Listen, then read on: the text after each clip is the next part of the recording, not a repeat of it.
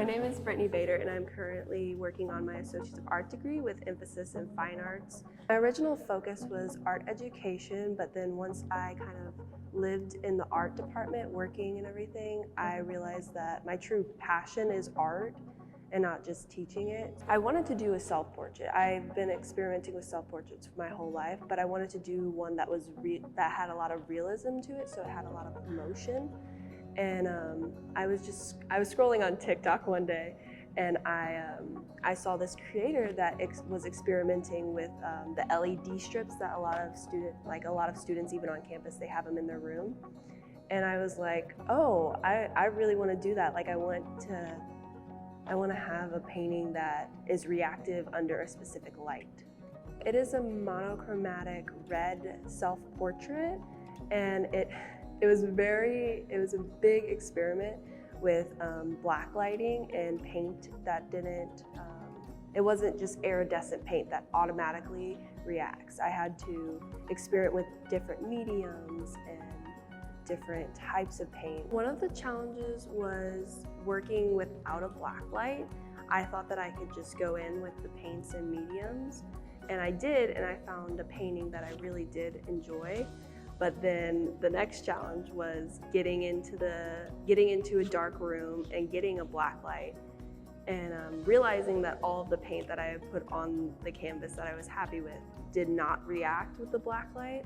I knew that I wanted to keep going. I didn't want to just be like, oh, it didn't work out and just stop. I wanted to be able to figure out how to make the paint react. So I got a new black light, and I continued mixing paints, and I just went for it until I was happy. And even with the help from Miss Werner, she was very much like, you're close, like keep going, like you need to fix this is off. And she gave me a lot of encouragement. In the studio, I usually use matte medium, so it kind of like dulls it down and like the light doesn't just shine off of it, which was very important because I didn't want the black light to just like bounce off of it. I wanted it to actually sink in and react. So I used matte medium, and then there's two additives. There is transparent mixing white, and then there's just normal mixing white. And we found that the transparent mixing white actually is more reactive to the black light than the other one. And the transparent mixing white, it is white, but it is so dulled down that whenever you mix it in with your paint, it doesn't change the color as much. Whenever I look at this project, so not only is the self-portrait, like it has a lot of emotion, like almost mourning and like screaming out, but it also feels very silent to me since it is all muted in one color. But also it gives me a lot of joy, and it makes me want to continue doing art.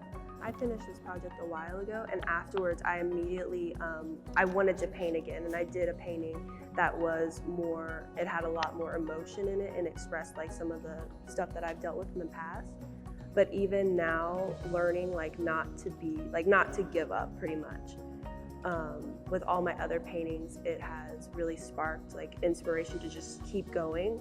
And like I've learned a new value of like other people's crits and their critiques of my art. I just take in their words and I'm like, okay, so this is what they think.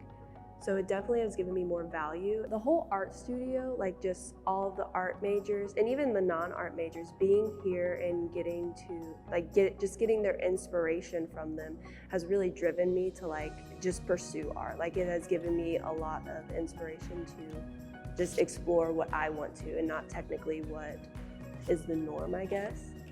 And it's kind of given me a lot of drive to just be like, I don't need to play it safe and just go into art education. I can end up being an artist that is successful.